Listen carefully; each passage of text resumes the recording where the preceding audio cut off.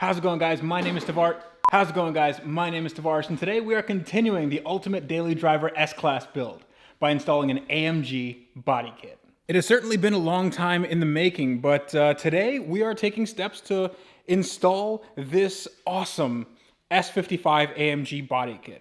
Now, this came off a 2004 S55 AMG that I bought years ago. It was a Hurricane Sandy car. It was a flood damaged car. The engine was wrecked. All the electronics were shot. That's why I couldn't use the headlights. Even though, I mean, I probably could use the headlights, but the electronics were all pretty iffy. However, all the body panels were fine. And I say fine with an asterisk because they're going to require a little bit of work. First of all, as you can see, they are black and also in horrible shape. They are very, very dirty, and but dirt isn't really a problem. I can knock this back with some sanding. However, what you can't knock back with sanding is this. So on one of the side skirts, it's side skirt just started talking. Fix me, please. The bumper was also damaged, but I had it repaired before I moved out here, and I just had this thing in storage. But this was repaired by a local shop in New Jersey, and they fiberglassed this all, and it was a bit more expensive than I wanted it to be, but I don't have to worry about this. This is basically primed and ready to go. I'm just gonna have to knock it back, just clean it up a little bit, and sand it with maybe some 600, and then it's gonna be ready for, I know I said vinyl before, but that might change. This is the rear bumper, and it is it's in okay shape. I'm not going to say it's in great shape, but one thing I like about this rear bumper, unlike the front bumper, which is very rigid, you can see it's like one really solid piece. This rear bumper is pretty flimsy. I mean, it's like it's rubber. It's not rubber, but it's like a plastic. And the front is like a plastic, but like impregnated with some fiber or something. It's part fiberglass. I don't know. If we look at the car, the front bumper on the 2000, the cutout for the hood, it comes up to about here. And on that car, I think it comes out to like about here. It's slightly different. That's why I'm going to have to put on the actual 04 hood, which I do have in my trailer in the back, but that's for another day. But for now, the reason why I have the car in the air is so I can get to all the bolts and screws underneath here, and it should be a pretty easy install. This side skirt, this is the driver's side skirt, doesn't really have any structural damage to it. It has a bunch of scratches and stuff, but this is the one I'm going to be installing now, and then we're going to start working on this bad boy.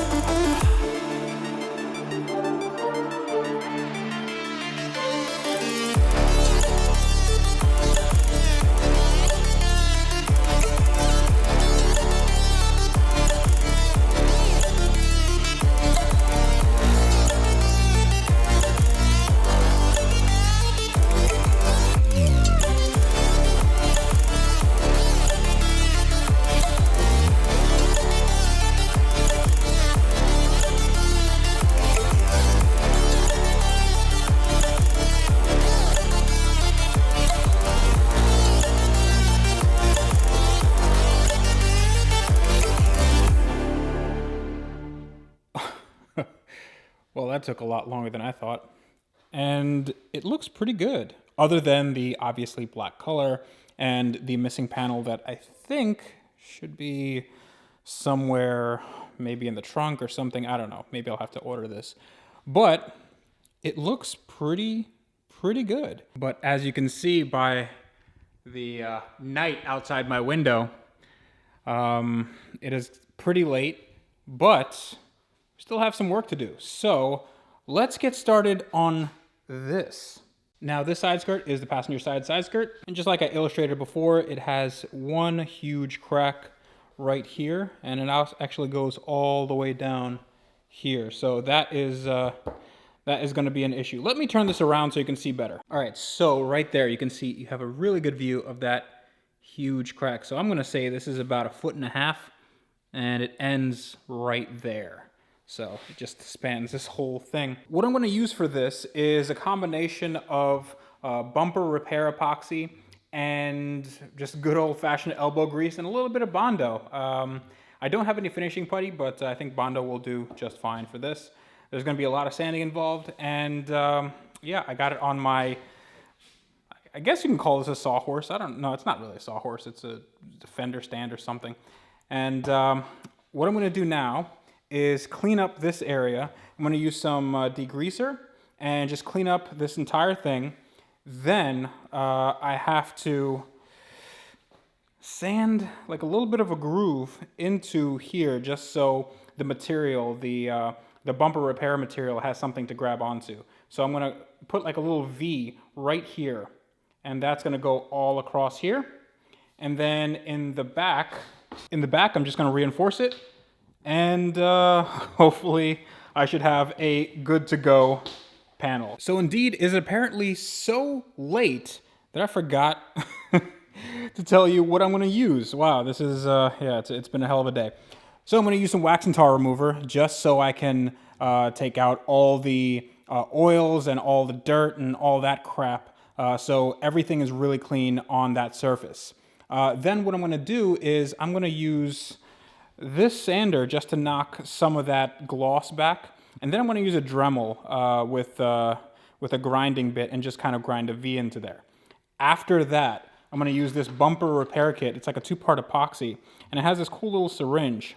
So what I do there is, I don't know if you can see, behind this, I think it's behind, oh no, behind here, probably should open this up, but behind there is like a little piece of reinforcement. It looks like a piece of fiberglass. It's like a kind of like a tic-tac-toe board, something that you would use for repairing drywall, something like that. It looks like a net, and you put it on the back side, and then you basically smush all this epoxy on the other side.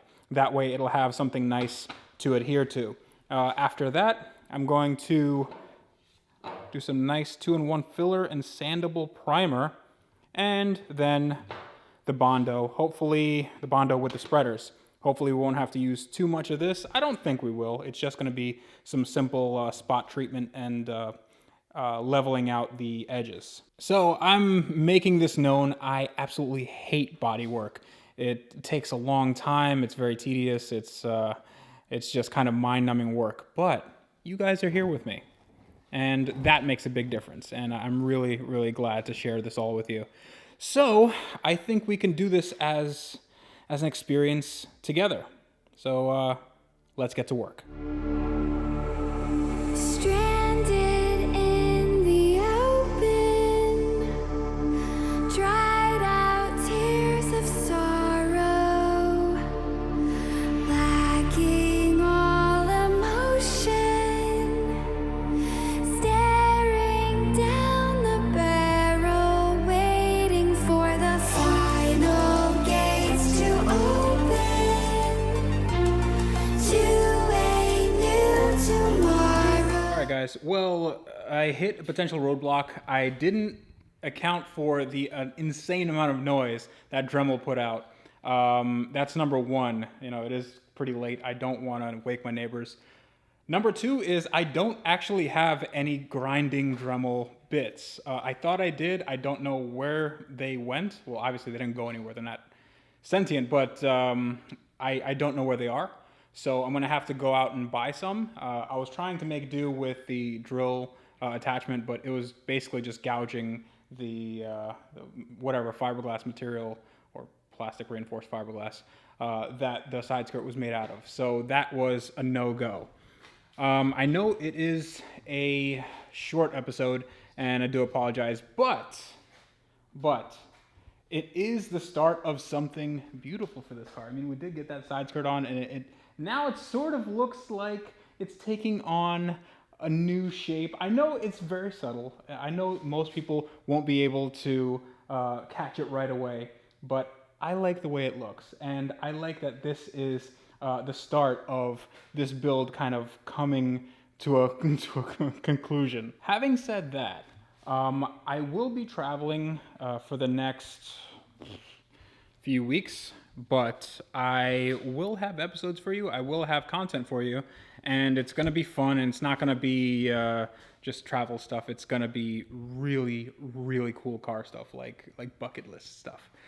So hopefully you guys can join me on that, and I'm really excited to do all the stuff. I'm not letting anything out of the bag yet, but yeah, it's it is seriously good. But the build will continue, and that's going to continue hopefully when I get back in about a week, and that's going to take on, hopefully this car will take on a life as the ultimate daily driver. The wheels need to get changed, 100%. Yeah, I'm just looking at the screen now. Those wheels look pretty bad, but yeah, it's late. I'm rambling, and I think I've put you through enough.